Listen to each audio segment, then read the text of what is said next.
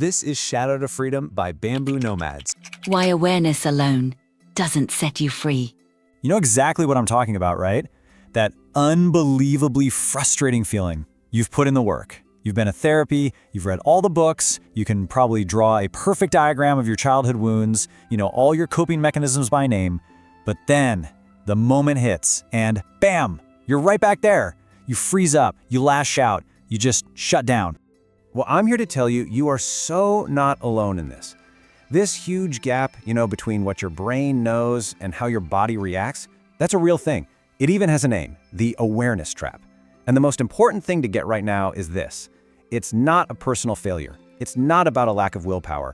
It's biology. It's literally hardwired into us for survival. So to really understand why just knowing isn't enough, we need to kind of peek inside our own heads, because there's this almost like a civil war going on in there, between two totally different parts of our brain. The best way to think about it is a battle between a super jumpy smoke detector and a slow, calm watchtower.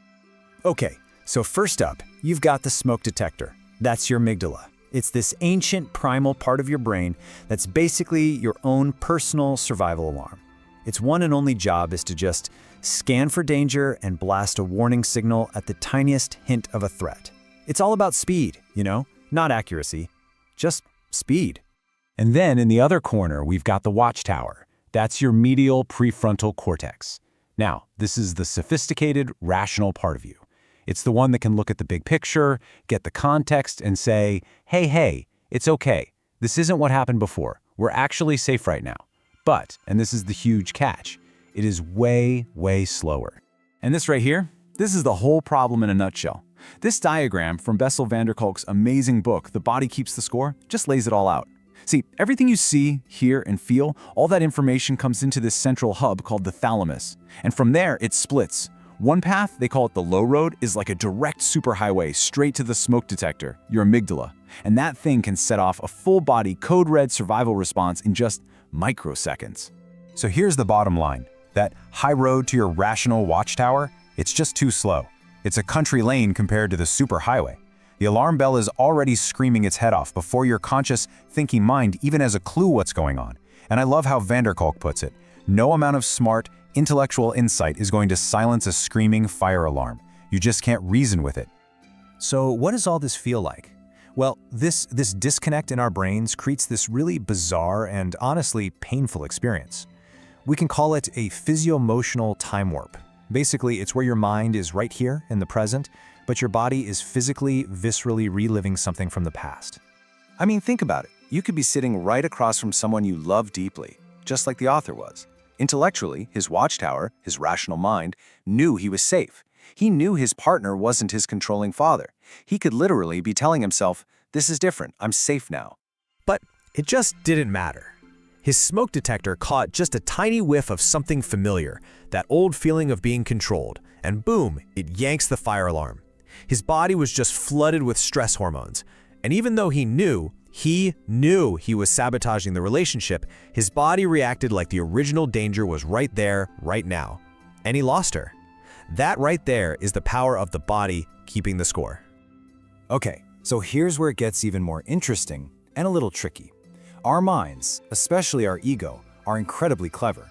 And to avoid feeling this raw physical truth in our bodies, they can build this really sophisticated defense. It's like building a beautiful golden cage and calling it healing.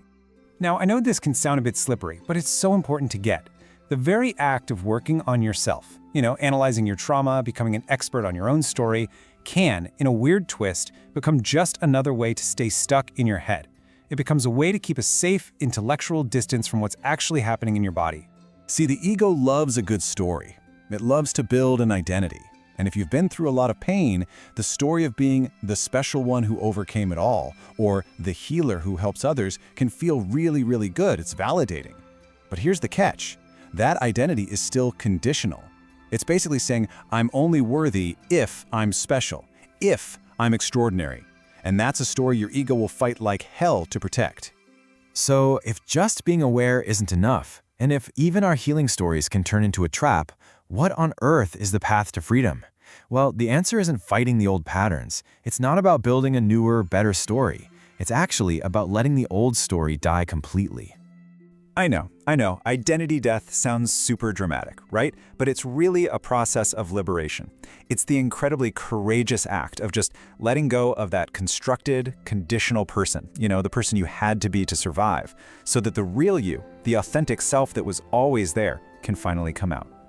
Just look at the shift here. It's a move from a life of constant striving to a life of just being. So instead of feeling like I must be extraordinary, you realize I am enough. Instead of I have to prove them all wrong and do it myself, it becomes I can actually receive support. And you don't have to be perfectly healed anymore. You can be broken and whole all at the same time, and that's okay. And really, this is the ultimate truth of it all.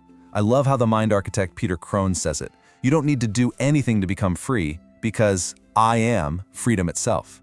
Freedom isn't some destination you get to after years and years of hard work. It's not a prize you win, it's who you are, fundamentally. It's just waiting to be uncovered from under all those fake identities we've built to try and feel safe. And that brings us right here to the final question I want to leave you with. What's the story you're telling yourself?